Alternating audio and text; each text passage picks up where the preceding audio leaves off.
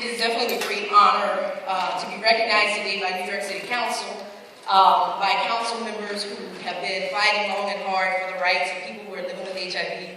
Councilmember Johnson, Mendez, Councilmember Torres. It is also just such a great honor to be on a panel of such great leaders who've been fierce leaders in the fight of HIV. Susan Quartz, who is a founding board member of Iris Health. Charles King, whose shoulders I stand on constantly. Guillermo Chacon of the Latino Commission, and Thomas Horton for all the work that we've been doing and they've been doing to kind of get us where we are.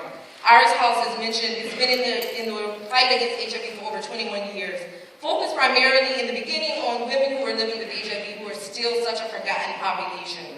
Women who oftentimes are mothers and grandmothers and caregivers, but aren't always remembered when we think about fighting for rights of people who are living with HIV.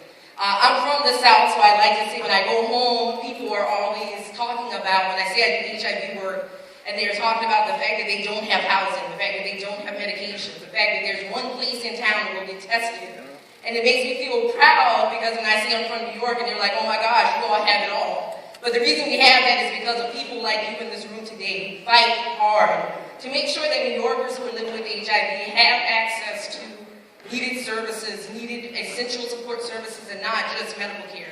That we make sure people have housing, have access to treatment, and have access to care.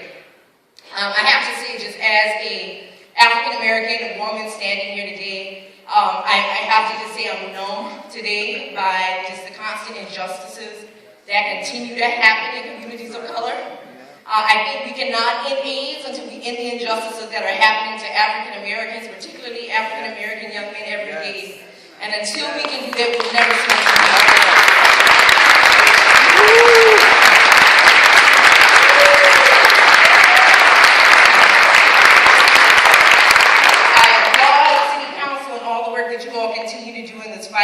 I thank you all for the support that you continue to give Iris House and the work that we do. I thank my staff, my board, and family and friends who are here to support. But keep in mind, Black Lives Matter. And that's so until we can end the injustices, we'll never see any days. That's right. Thank you.